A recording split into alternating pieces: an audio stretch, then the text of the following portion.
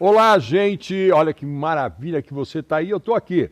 Programa Arte no Ar, novamente aqui todinho para você. Aqui direto do Teatro Bibi Ferreira, único teatro de São Paulo que tem a sua TV digital, com conteúdo belíssimo, onde você compra o seu ingresso também no nosso site. Então aqui no teatro você tem tudo. Além de você vai ter um conteúdo no seu telefone, no iPad, no seu computador, aonde você quiser. Aí você pode vir no teatro e comprar o seu ingresso no nosso site. E assim, aqui o programa Arte no Ar, eu sempre falo que esse programa não é só de cultura, não é só de arte, porque a arte é viver. Tudo que você faz na vida é arte. Então, por isso que sempre eu trago pessoas aqui que tem muito o que falar e pode discutir, bater um papo, falar com você o que você quer ouvir. Então, curte aí que você vai ter muito aí para poder se presentear com tanta coisa boa. Então eu estou aqui com esse cara, é uma pessoa que eu tenho uma admiração muito grande, até porque ele já passou por várias gestões públicas e deu conta. Eu estou aqui com o meu amigo Guilherme Brito. Guilherme, prazer de você estar aqui no Teatro Bibi Ferreira, esse teatro só de 1973. Prazer é meu de estar nesse palco, né, de poder entrar aqui no Bibi, um teatro histórico para a cidade. E vamos aí, vamos bater papo. É isso aí. Guilherme, vamos bater um papo. Eu vou te chamar de Gui. Mas não vou te chamar de Guilherme Brito, melhor, porque as pessoas vão marcar o teu nome, porque é o nome que você vai levar para tua casa.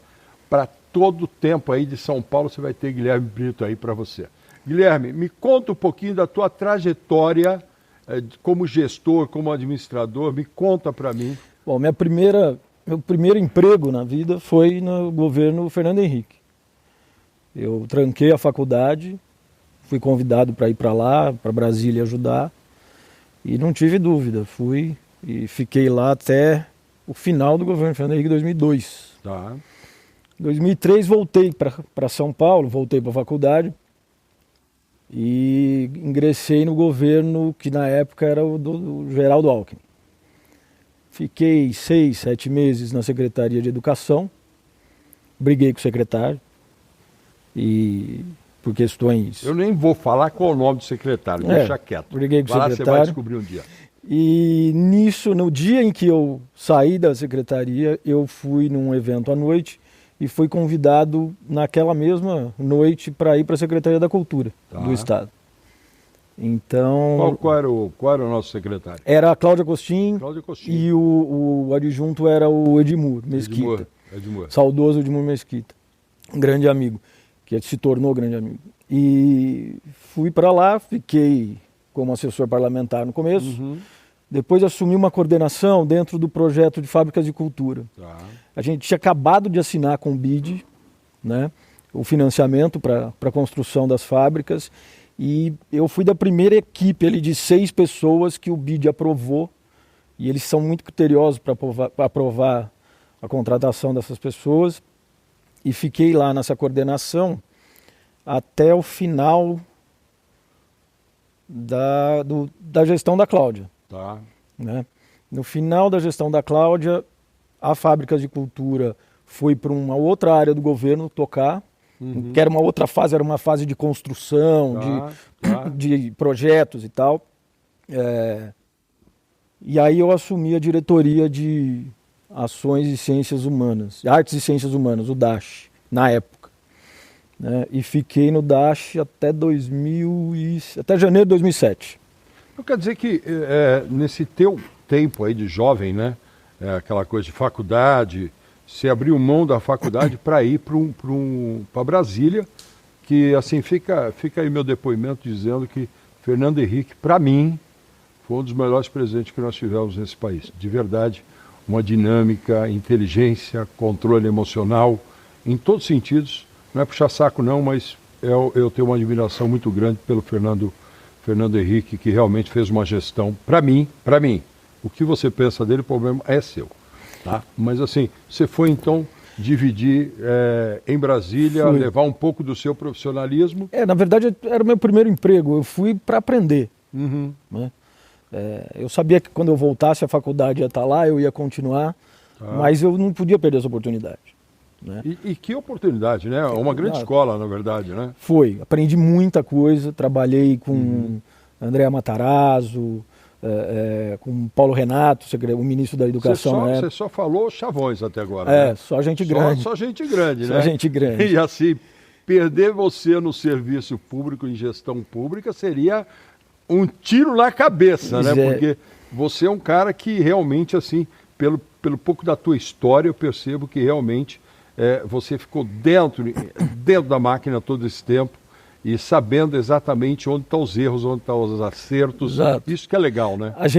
Eu aprendi na prefeitura, onde eu passei também. Fui subprefeito da Moca há pouco tempo, com o Bruno Covas, da Vila Prudente também. Eu aprendi a gestão pública na prática, e depois eu fiz a faculdade também para aprender a parte teórica, que é importante também, para poder entregar um bom trabalho. Gui, eu vou falar uma coisa para ti. Eu tive o prazer de trabalhar um curto espaço de tempo com o vô, né? Com o Mário Covas. Eu fiz alguns eventos, porque naquela época eu trabalhava muito com eventos, então eu acabei trabalhando com essa linha de eventos. E acabei conhecendo o Bruno quando eu era moleque ainda, né? E se tornou um monstro na política, né? Infelizmente, Papai do Céu levou ele antes. Exato. Mas hoje ele seria um grande candidato a qualquer, ou presidência, ou governo, porque realmente ele tinha essa fibra, né? Ah, não tenho a menor dúvida. Ele realmente teve essa fibra de estar ali, né? Agora vamos cortar um pouquinho a nossa conversa do grande escalão, né? Mas assim, pensando hoje, cultura do município de São Paulo, cultura do município, você passou pela subprefeitura da Moca, que digo que de passasse que é o município, né? Exato. A Moca é o município, porque se você for falar de gestão, cada subprefeitura acaba tendo uma cidade na mão, né? Exato. E a Moca, para você ter ideia do tamanho, ela é composta, a subprefeitura da Moca ela é composta por 6 distritos. Moca, Tatuapé, Belém, Pari, Brás e Água Rasa. Água Rasa. Ou seja, ela vai da Marginal Tietê até Anhaiamelo, da Avenida do Estado até a Salim Farah Maluf. É um mundo. É um mundo. Eu morei na Moca por 16 anos. E eu digo para você que essa última gestão agora que nós tivemos da Moca aí, há uns 3, 4 anos atrás, eu acho que era até uma gestão tua, né? 3, 4 anos atrás. Eu saí em 2020. Então você estava eu saí quando o Bruno faleceu, eu saí. E eu digo assim, a Moca realmente assim deu um passo em relação à questão da infraestrutura, distribuição de área, eu costumo, né? Aquela coisa onde você realmente começa a andar pelas ruas e fala, pô, está sendo feito alguma coisa aqui. Eu peguei a Moca, existe um ranking dentro da Secretaria de qualidade em atendimento. Pelo tempo que demora, pela qualidade também em si. E quando eu cheguei, a Moca estava em 30º. E são 32. Eu entreguei em segundo. Maravilha. Então, em 2 anos a gente conseguiu, com o apoio da época também do Bruno e tal, transformar os serviços ali. E você acha que São Paulo hoje, eu vou fazer uma pergunta bem direta.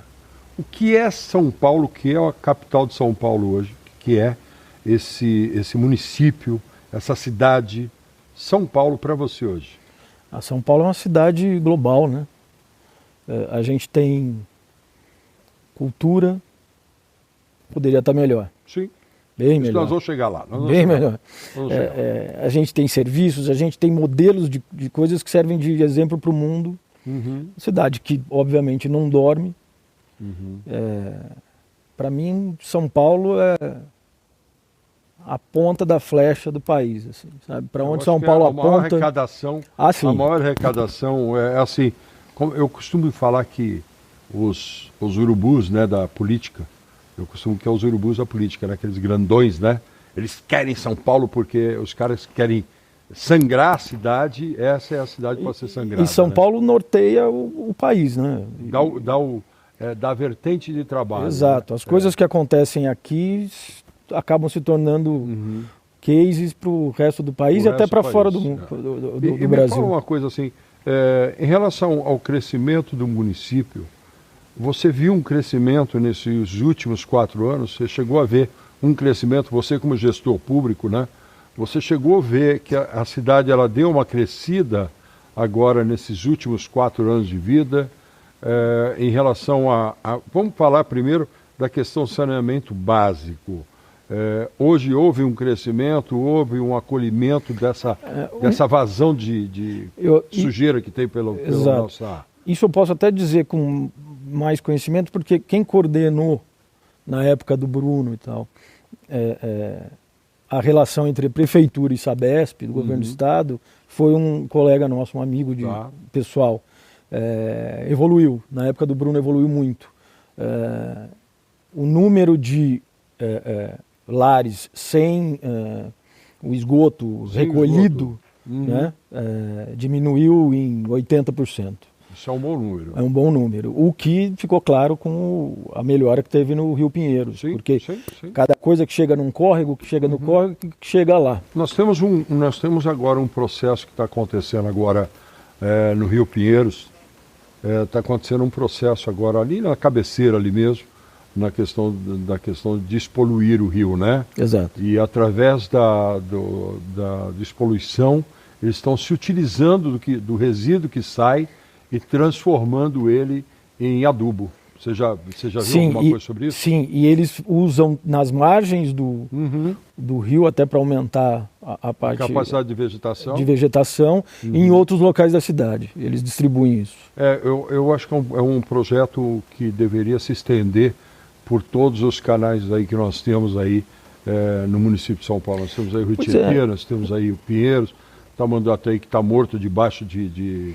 O problema do Tietê, no caso, é que vem muita coisa de Guarulhos. Entendi.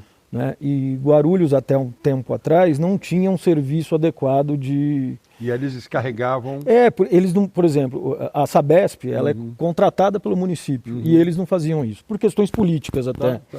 E isso acarretava um problema sério para o Tietê, porque a qualidade do saneamento básico que vinha de lá não era do mesmo padrão da Sabesp. Então é uma coisa engraçada você falar da questão. Eu fui para a questão do saneamento mesmo, e o saneamento ele te traz várias situações, né? A questão do ar, você tem a questão do ar, você tem a questão da fauna, né? Você tem aí o desmatamento, a vegetação não vai ser legal, então nós vamos estar bem reféns a tudo isso. É uma questão de saúde pública. Saúde pública, a grande verdade é essa. E ela vai direto, até uma coisa para se falar, que eu acho que assim, hoje, eu percebo que assim, por exemplo, a gente está falando da questão do saneamento básico, né?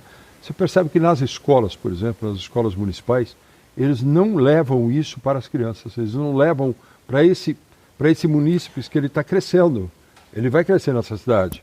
Então ele tem que entender que... Daqui a pouco eles que vão estar cuidando dessa cidade. Eles vão estar cuidando disso, né? Que eu acho que uma das coisas que eu vejo que os políticos hoje, os gestores, eu não estou falando do gestor administrativo ali, aquele pessoal que dá mão de obra, eu estou falando de quem está lá em cima mesmo, no topo. Eu percebo que eles não enxergam essa molecada, essa molecada de 15, 16 anos, que é o cara que vai votar agora, né? Então você vê que a educação está precária. Eu vou dizer que assim, eu falo que a educação está precária porque eu participo muito de ações, principalmente na questão de drogas, né, que é uma coisa que eu participo bastante. Eu vejo que as escolas estão quase sem professores com dinâmica, né? Então, não é que não tem professor, não tem aquele cara que... Porque é aquele jovem que se formou pedagógico, então a faculdade não preparou legal, e aí quando ele vai para a sala de aula, ele se encontra com aquele mundo, que é o mundo, né? Você encontra ali 40, 50 moleques que não têm uma educação legal em casa, porque o pai e a mãe saem correndo para trabalhar, E às vezes vão para a escola, às vezes não, muitas vezes vão para a escola para comer. Para comer, né? Porque se ficar em casa não tem o que comer. Exatamente. Então a gente tem que olhar para a escola de um jeito mais especial e não só vamos educar o currículo atual. Eu acho, sabe o que eu percebo? Não existe mais preparação. Não existe mais preparação do cidadão hoje. Hoje o cidadão tem que ficar preparado em casa, a escola já não prepara.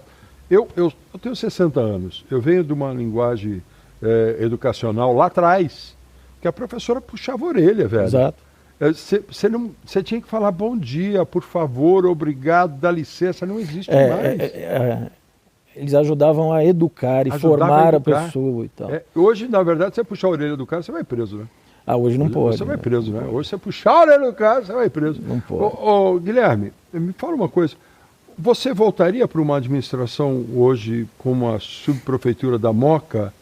Por exemplo, eu vejo, por exemplo, Itaquera. Itaquera é um distrito bem pesado, né? É uma das subprefeituras maiores também. É uma das maiores. Território. Você acha que qual que seria a tua influência fui para Itaquera porque é uma população imensa, você tem todas as Coabs ali, né? Tem. Os Coab ali, né? Exato. Você acha que seria um bom estágio para você, né? Saindo da Moca, que você levou para 32, para segundo, né? Você foi de 32 para segundo. Você acha que seria interessante você estar numa... Eu acho que eu fiz, antes da Moca, eu tenho uma história até engraçada, né? O Bruno me chamou, quando o João Dória ganhou para prefeito, o Bruno era vice-prefeito, mas assumiu a Secretaria de Subprefeituras. Tá. E na primeira semana da gestão, em janeiro, ele me chamou, eu entrei na sala dele, ele falou, olha, Guilherme, eu quero que você venha para ajudar e tal, e eu tenho 2 oportunidades para você. Um cargo numa empresa da prefeitura, CLT, né? Sim. E tal, plano de saúde, fundo de garantia. Tudo direitinho. Como os idosos antes falavam, né? Exato. Você tem que ser registrado, você tem que ser... Né? Ou uma chefia de gabinete numa subprefeitura, né? Que ganharia 4 vezes menos, sem CLT, cargo de confiança, sem fundo de garantia. Se deu dor de barriga, ele te tira. Eu falei assim, história, né? Eu quero a chefia de gabinete. Ele falou, desafio. Ele falou, eu vou repetir. Vou repetir tudo, quer que eu escreva? Eu falei assim, não, chefe, é isso, eu quero a chefia. Ele, por quê? Eu falei, porque eu quero ser subprefeito. E eu sei que ali, eu já tinha passado no governo Serra, Kassab, lá atrás, numa subprefeitura, mas num cargo de administração financeira e tal. Eu queria ser o chefe de gabinete para viver o dia a dia e me preparar para ser subprefeito. E assim fui ser chefe de gabinete na subprefeitura de Sapopemba. Que também é uma subprefeitura imensa, né? Não, na verdade ela é só o distrito de Sapopemba. Exato. Não tem Vila Ema ali, aquela região? Ali ou faz parte também? Não, ali é Vila Prudente. Ali é Vila Prudente. Na verdade, a subprefeitura de Sapopemba existia há pouco tempo. Eles tinham desmembrado da sub da Vila Prudente. Então era uma subprefeitura nova, né, com funcionários de outros lugares, enfim. Entendi. Tinha outros desafios. Guilherme, eu tô vendo que você gosta de desafios aí. Você é um cara que gosta de desafio. Segura aí, olha só, você que está aí nos vendo aí no programa Arte no Ar, eu vou dar um tempinho que eu vou mostrar um pouquinho sobre São Paulo, eu vou mostrar um pouco sobre São Paulo, um pouco sobre Rio, um pouco dessa coisa toda que nós falamos aqui. Dá uma olhadinha aí, que eu já volto, eu e o Guilherme Brito, vamos estar aqui novamente falando com você. Segura aí, dá uma olhada.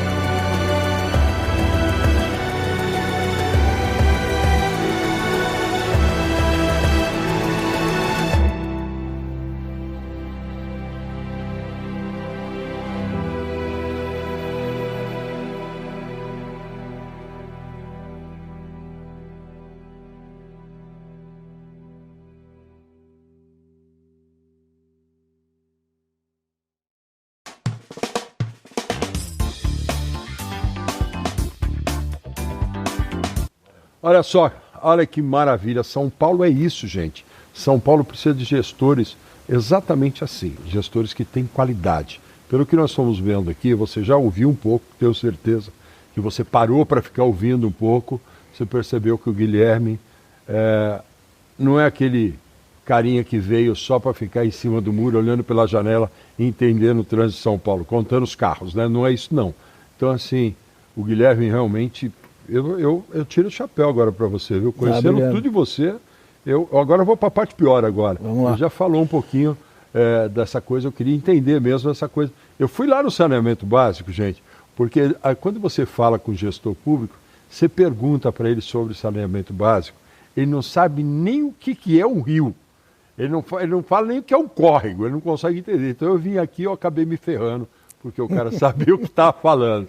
Então assim, Guilherme, me fala uma coisa. Eu trabalho com cultura desde 1978, eu sou um batalhador da cultura. Eu peguei esse teatro aqui que eu até arrepio em dizer, porque quando eu peguei o Teatro Bibi Ferreira, ele estava praticamente fechado e eu dei vida para ele. Eu fiz com que as pessoas conhecessem um pouco mais sobre o teatro. E hoje eu consigo chegar a quase 8.000 pessoas aqui por mês nesse teatro. É uma vitória. Eu faço uma campanha aqui dentro, que pouca gente sabe, que é uma campanha de popularização, uma campanha de formação de plateia com quem? Com o jovem e com a família. Porque assim, a gente vê todos os tipos de família, que hoje não tem modelo de família, né? O modelo da família hoje diz assim, desde que tem amor, vale a família. Né? Eu sempre falo isso, desde que tem amor, vale a família. E eu venho fazendo esse trabalho na questão cultura. E aonde que eu quero te perguntar? Você me disse que você trabalhou com a Cláudia Costin e com o Edmur e depois com o João Batista de Andrade e Fábio Magalhães. Eu tive o prazer de conhecer, obviamente, indo várias vezes para a questão da cultura. Eu tive o prazer de conhecer muito a Cláudia Costin, tive o prazer imenso de conhecer o Edmur, que se tornou uma pessoa na época, um amigo que hoje a gente se afastou. Mas assim, eu percebo que a cultura no estado é uma e no município é outra, completamente diferente. Exato. Sendo que, se vocês pensar bem, eu sempre falo uma coisa, que isso cabe à pergunta que eu vou lhe falar. Todas as pastas trabalham separadas. Todas essas pastas de secretaria, você percebe que não existe uma reunião entre secretários, não existe, eu não conheço também, eu posso dizer que de repente vai que tem. E eu percebo que as pastas trabalham de formas diferentes, sendo que um município, um estado como o nosso, grandioso até como arte, como cultura, deveria trabalhar junto. Quanto mais junto, melhor. Melhor. Porque você gasta melhor. Sim, você gasta melhor e não gasta duas vezes. Exatamente. Você sabe que a cidade de Botucatu, aqui perto, é uma cidade modelo, né? Conheço.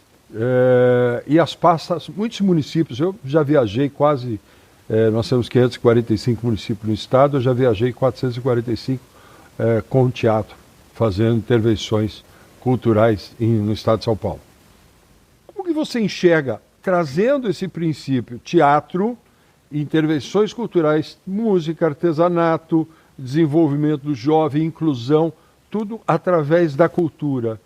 Enxergando hoje a cultura que tem do estado e a cultura que tem do município, que essa cultura de hoje realmente está difícil. Eu acho que o que falta para o município, principalmente de São Paulo, é devolver a gestão da cultura para quem é da cultura. Né? Quando a gente passou na Secretaria de Cultura do Estado, lá com o João Batista, sim, nós revivemos os conselhos. Conselho Estadual do Teatro, criamos o Conselho Estadual do Hip Hop, o Conselho do Circo, enfim, de tudo que envolve a cultura. Eu prestigiei isso e vi que foi um trabalho magnífico. E trouxemos de volta coisas importantes, como o Salão de Arte Contemporânea, que por questão de opção política tinha deixado de existir. Uhum. E o principal, nós criamos, eu participei disso na Secretaria, a Lei de Incentivo do Estado. Que foi era o PAC.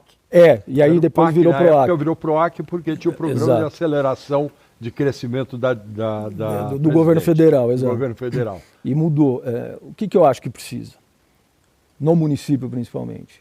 Devolver a gestão para quem é do meio, para quem entende. Eu lembro que na época eu falava assim, eu não entendo nada de hip hop.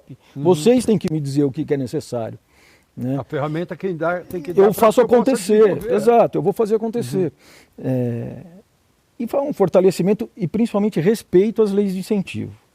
Não tem cabimento você ter uma lei de incentivo com um orçamento aprovado e não distribuir. Na verdade, existiam alguns impasses dentro da lei que foram ofertadas de forma errada. Eu sou que eu estou penalizado até hoje com a questão do PROAC. Na época eu fui um dos primeiros, o meu processo lá era 52. O processo era prestação de conta normal, era 2 anos corrido. E quando eu completei quase 1 ano, transformaram em ano fiscal. Aí, na transformação, eu me ferrei. Por quê? Eu não tinha terminado o processo, eu não tinha terminado o projeto, a prestação de conta foi completamente complicada e até hoje eu estou com uma... Mas isso não vem ao caso, mas vamos falar da cidade de São Paulo. Hoje nós temos, por exemplo, várias leis em São Paulo, né? Município, né? Editais, aberto. Nós temos aí o Paulo Gustavo, que inclusive é uma lei que realmente ficou assim, ó. Ficou pairando no ar, porque assim, tem muita coisa que foi colocada e não paga. Exato. Não saiu. Você tem orçamento e não executa. Isso é falta de gestão. Falta de gestão. Nós temos aí o PROMAC, né? PROMAC, que é ISS e IPTU, né? Isso. Que também, para você se inscrever num projeto da lei de incentivo municipal, é um calhamaço assim de documento. Burocracia. É uma burocracia. Aí quando o cara vai investir, é mais burocracia ainda. Exato. Então, quer dizer, o cara não vai fazer isso. E depois para prestar as contas. Para prestar conta é a pior coisa que tem. Tanto é que nenhum produtor cultural hoje quase... Olha, é um ou outro que vai na lei em cima do município.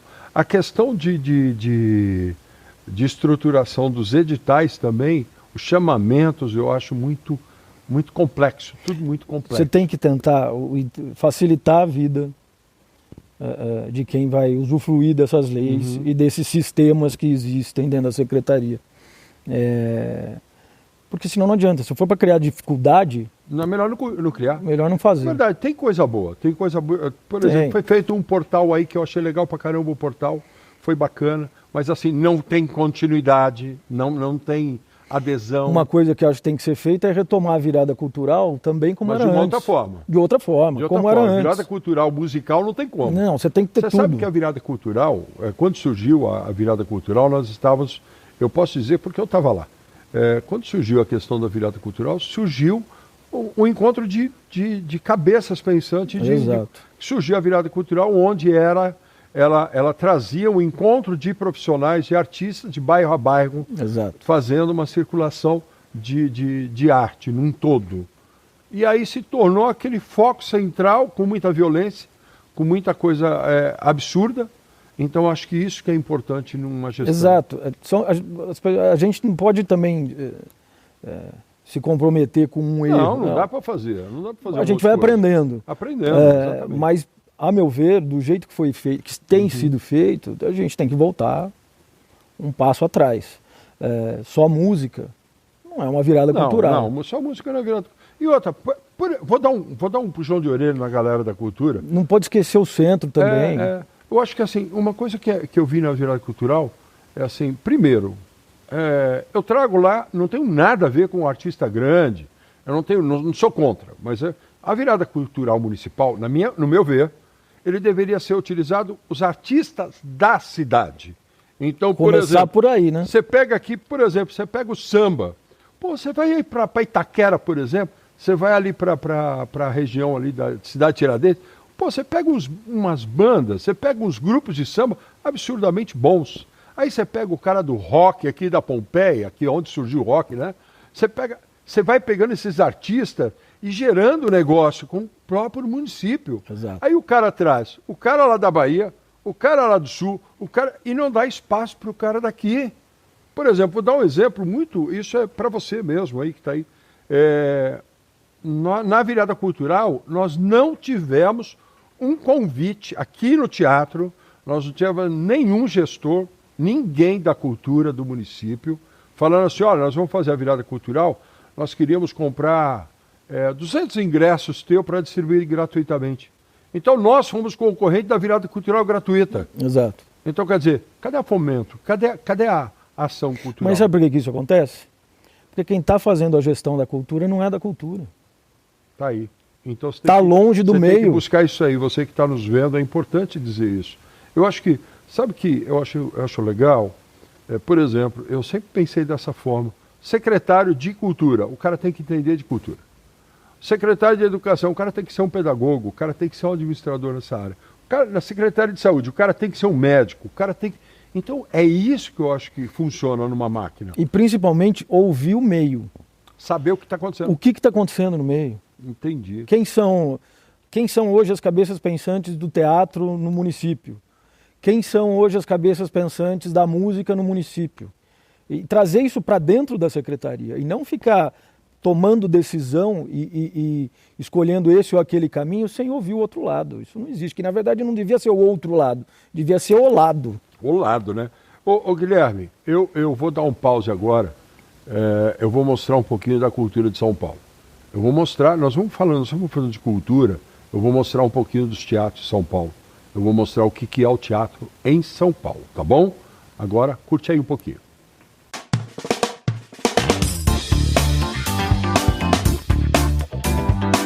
As casas de cultura no município de São Paulo precisam de mais investimento. Não só para manutenção, mas também para que elas tenham mais qualidade nas coisas que elas produzam e consigam trazer mais pessoas para dentro dela, né? mais munícipes para dentro dela. A gente precisa ver também a questão geográfica, onde elas estão, por que elas estão ali, aonde precisa de mais, aonde tem de menos, está meio perdido. E principalmente uma coisa interessante que a gente pode fazer na Câmara, que é pensar numa legislação que facilite o poder público e facilite com que essas casas possam se manter, principalmente em relação à manutenção. Não adianta entregar uma casa linda, bonita e tal para você e depois não ter dinheiro para fazer uma manutenção hidráulica, para fazer uma manutenção no telhado, que é o que tem acontecido. E elas vão decaindo, e o que acontece? Ficam vazias. Ninguém mais vai por quê? Porque elas estão totalmente detonadas.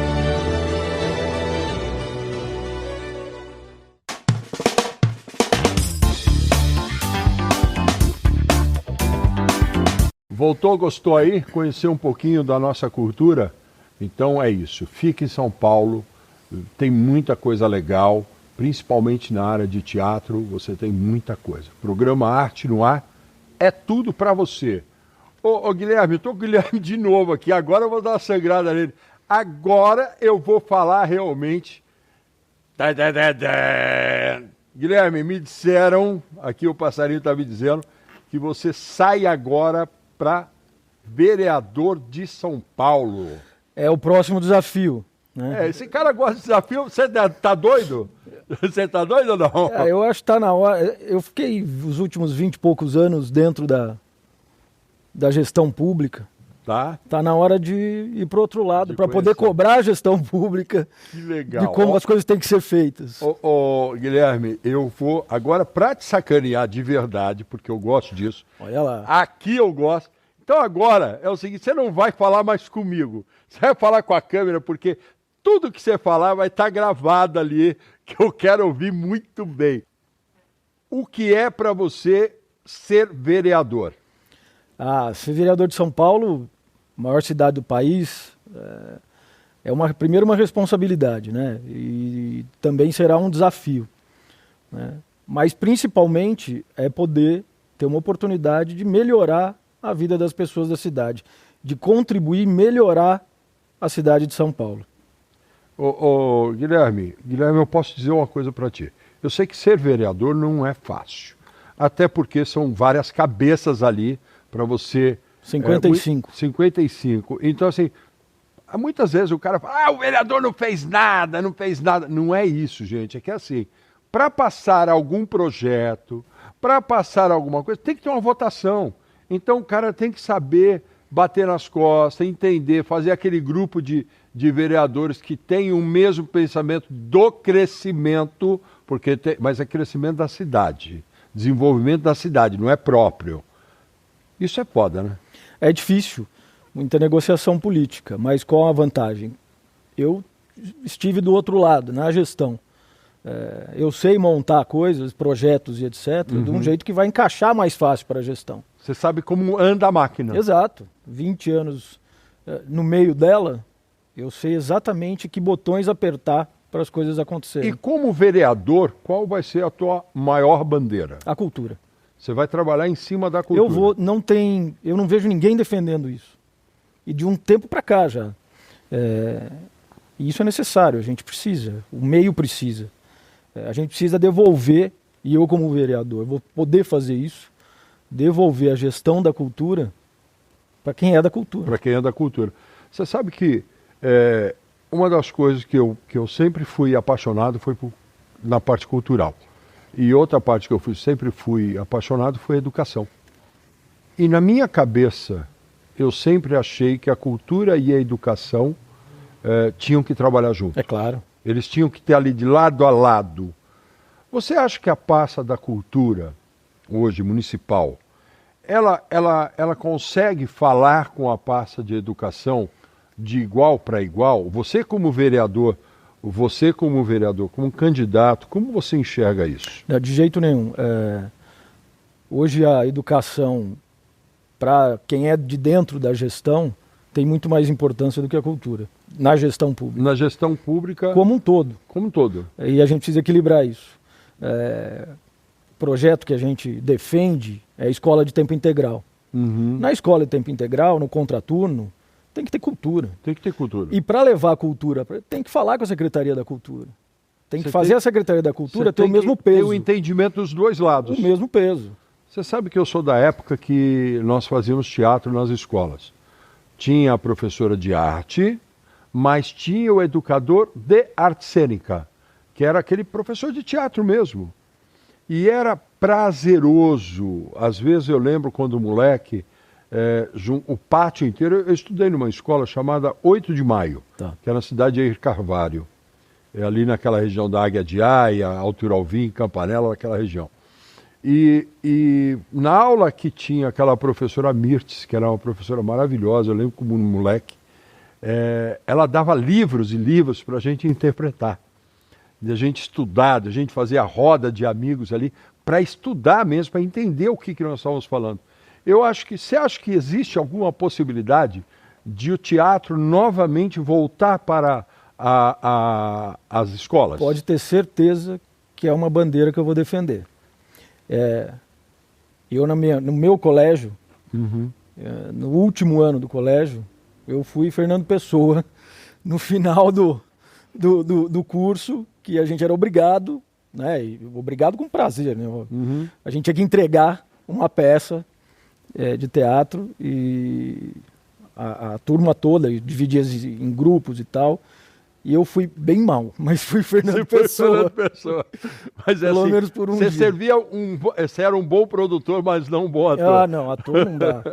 Você sabe que uma coisa que eu acho que o teatro dá para a criançada é a autoestima, o desenvolvimento, a credibilidade de um crescimento melhor. Exato. E eu acho que isso foi perdido ao longo do tempo pela gestão pública. Foram abandonando essa dinâmica. Eu acho que foram engessando demais o que é educação, o que é cultura, e tem que viver juntos. Os dois têm que ter o mesmo peso. Você sabe que eu recebo aqui no teatro, a gente faz muito projeto escola. O que é projeto escola?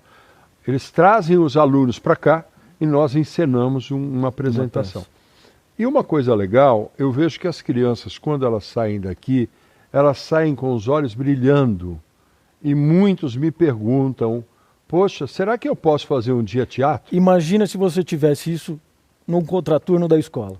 Eles viriam aqui, iam se apaixonar, iam voltar lá e falar, eu quero. Eu quero. Você sabe que eu tenho aqui um projeto que se inicia agora no mês de setembro. Eu sempre faço setembro e outubro, eu faço as quartas literárias.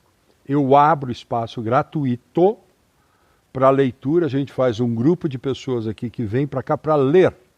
Então, assim, eles vêm aqui, faz uma roda de amigos com os livros escolhidos, o tema escolhido, e a gente faz a encenação que se chama As Quartas Literárias.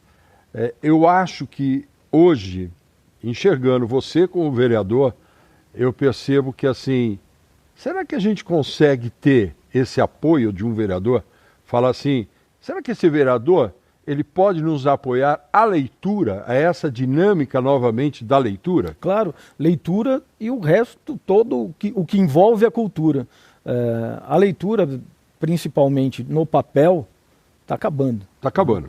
E a gente precisa fazer a molecada voltar a ter prazer nisso, né? Nós sabemos que tem, obviamente, né, a gente sabe disso, que o papel vem da madeira, né? As árvores aí, na verdade, acabam sendo prejudicadas, mas eu acho que é o ciclo da vida, né? Exato. E também é o seguinte, a gente tem que ensinar as crianças a voltar a ter prazer a ler. Uhum. O problema é que hoje em dia, quando elas vão ler num tablet. Num tablet, E aí elas começam a ver outras coisas. Elas acabam se dirigindo para outro caminho. Exato. O livro é a essência escrita, tá ali. Exato, tá ali. Então eu acho que podia ter essa coisa, uma coisa que eu percebi, uma coisa que nós tínhamos, que você também, a professora dizia pra gente assim, eu quero um trabalho tal e tal e tal, vocês vão achar na biblioteca.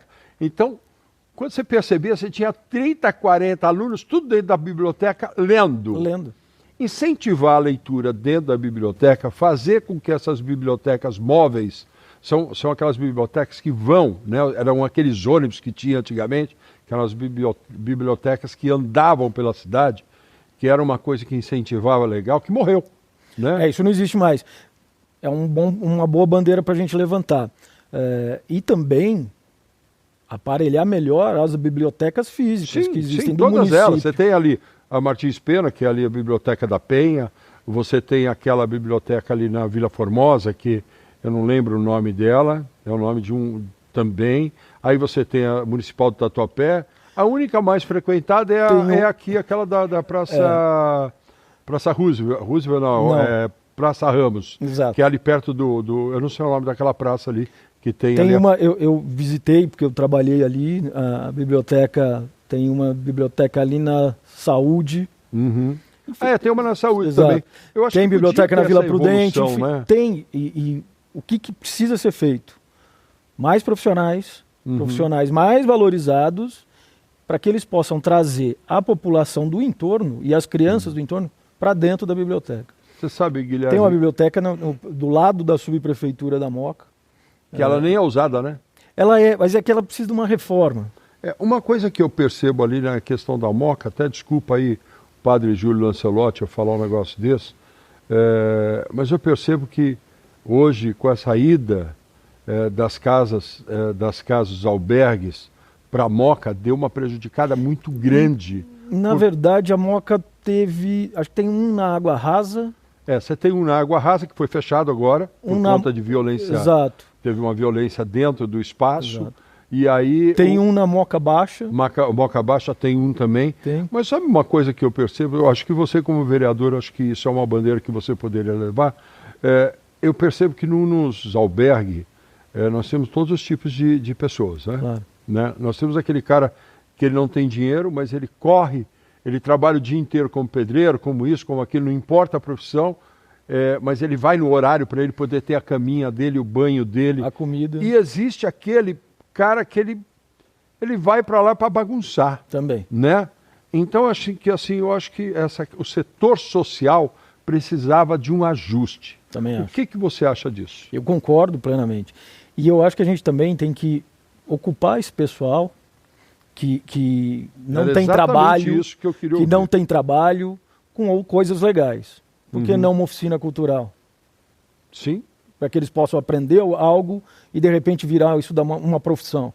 Criar, porque assim você percebe que o mundo do teatro hoje, eu percebo que o teatro, vamos falar do teatro. O teatro hoje, você não tem só o ator.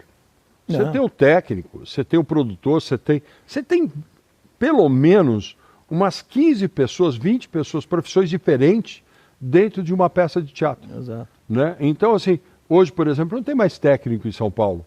Hoje você não tem um curso técnico, o cara para operar a luz. Hoje a evolução da máquina, hoje você não tem mais aquelas analógicas, hoje você tem LED. Então, a mesa já mudou. Então, quer dizer, e você não tem esse conhecimento. Então eu percebo que hoje o jovem, ele precisa ter esse chantilly na mão, falar, puta, que esse chantilly é gostoso, esse doce é gostoso. Então, acho que falta isso em todos os sentidos, né? Se não tiver, se a gente não conseguir dar acesso, eles nunca vão... Quem não tem contato não sabe o quanto é bom. Eu percebo que esse pessoal, principalmente o pessoal que frequência de albergue, eu percebo que realmente, eu acho que precisa de uma atenção nessa área social, de profissionalizar, ocupá-los mesmo, para que... Não é ocupá-los, eu acho que assim, existe uma coisa que teve eu nem vou falar o nome, mas teve um governador que tentou fazer uma linha de eu vou colocar o cara lá e o cara vai ter que aprender, acabou. Aí vem aí vem o cara lá, não pode forçar, mas o cara pode ficar na rua roubando, ficando bêbado, enchendo o saco. Então, quer dizer, eu isso acho que é a gente tem que trabalhar para dar oportunidade. Levar o setor cultural para ajudar nessa área tem que ser ontem. Tem que ser ontem. O que você pretende como vereador nesta grande cidade?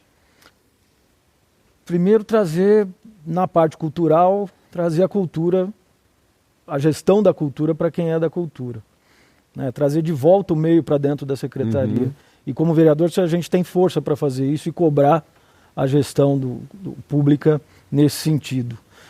Outra coisa que eu acho extremamente importante, nós temos vários equipamentos públicos, municipais e estaduais, de esporte. Eu quero passar um projeto na Câmara para que a gente possa dar gratuidade no transporte público para quem tiver vinculado a esses equipamentos. O cara poder sair de Cidade Tiradentes e ir no Centro Olímpico, no Ibirapuera, treinar, de graça, sem ter que pôr do bolso. Quer dizer, você está dando ali uma pilha para o cara realmente se preparar. Ali, por exemplo, no Centro Olímpico, é necessário um sistema de bom prato, quem sabe, um convênio com o governo, para que as crianças, os jovens que estão treinando ali, possam se alimentar num custo acessível. Né? Guilherme, eu vou dizer para ti que é muito bom ouvir essas coisas.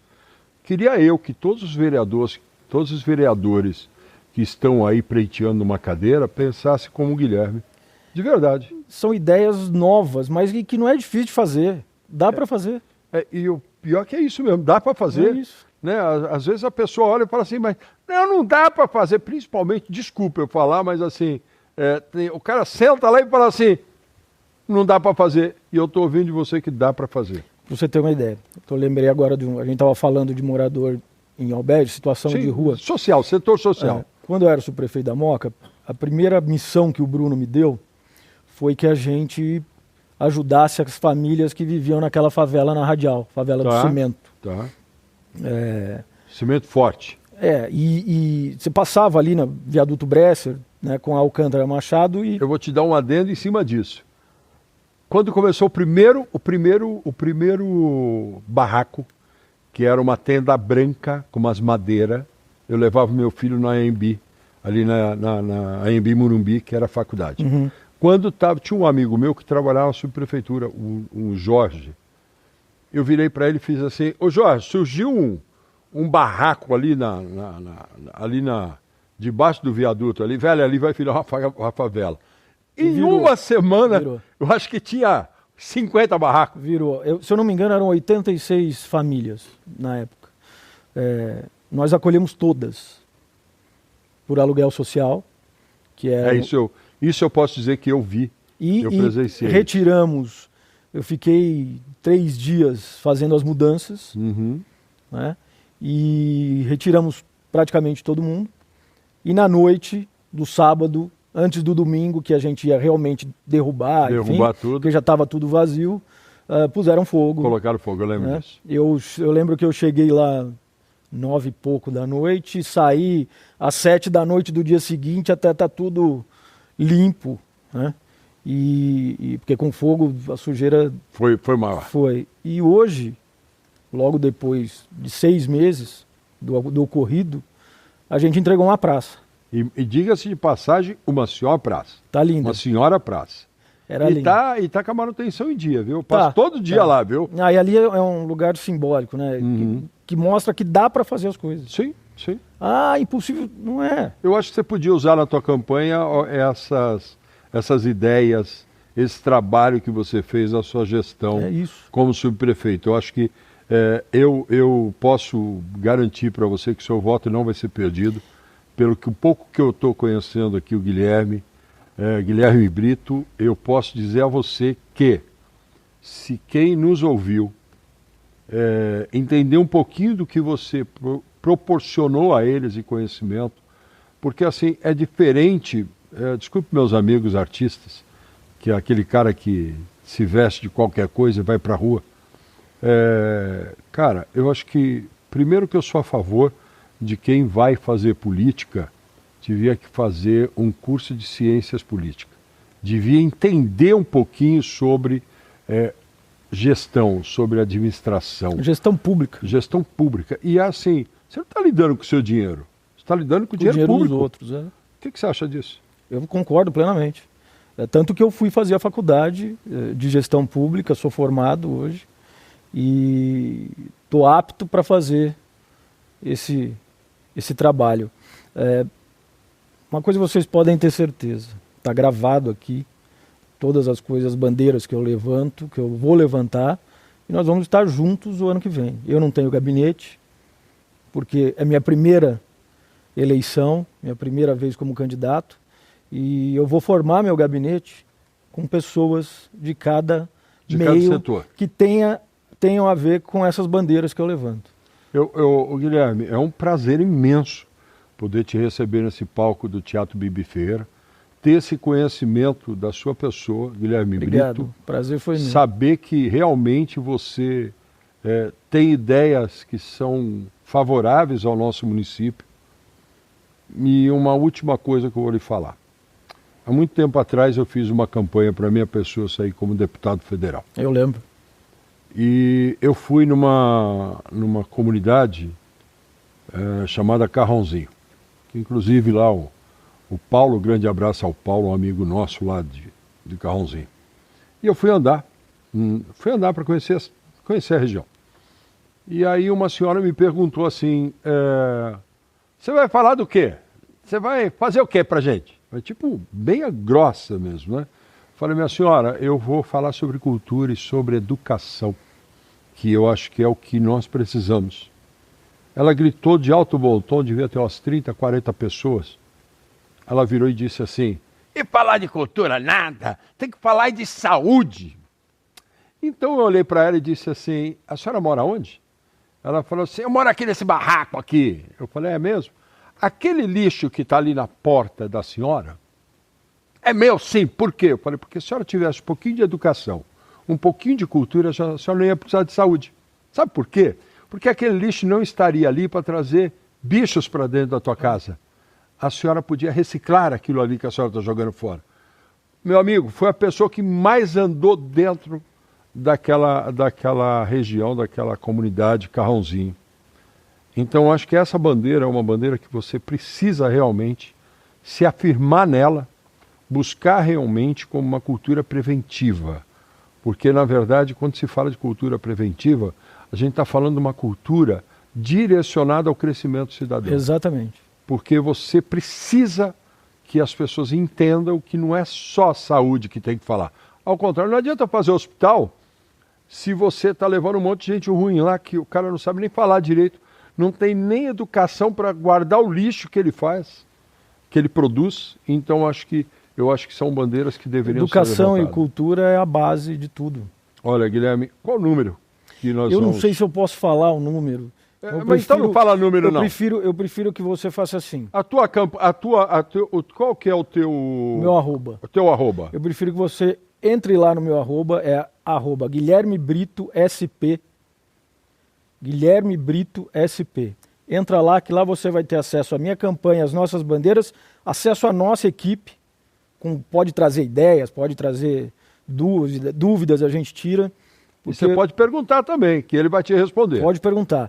E porque a gente quer o seguinte, a gente quer uma São Paulo para frente e independente. Entendi. Ó, Guilherme, nós estamos terminando aqui o nosso programa, o nosso bate-papo aqui, o Arte no Ar.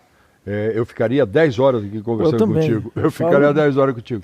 Eu vou te pedir para que você faça para aquela câmera ali, como sempre, as suas considerações finais a quem realmente vai seguir você no teu Instagram. Eu espero mesmo que essa pessoa siga você, te pergunte, te enche de pergunta mesmo, cobre. E vou te falar uma coisa, se você votar nele e ele realmente, que eu tenho certeza que pessoas como ela estão capacitadas, igual o Guilherme, que está capacitada a estar na cadeira, vai lá e cobra se ele não fizer. Então, fala para nós sua consideração. Bom, primeiro queria te agradecer e dizer do prazer que é estar num palco de teatro para falar de cultura, para falar de educação e para falar que vocês vão ter na Câmara de São Paulo um defensor dessas bandeiras, que hoje não existe. Nós vamos para lá, vamos voltar para a gestão. E você vai junto com ele, tenho certeza disso. E eu sempre termino esse programa Arte no Ar, aqui direto do Teatro Bibi Ferreira, com uma frase. Frases essas que vem aqui, na cabecinha loira aqui. Hoje não loira, hoje prata, que já está cinzinha. Eu vou dizer uma coisa para você. Pensando em tudo, resumindo o que o Guilherme Brito, marca esse nome, Guilherme Brito, falou até agora, persistência.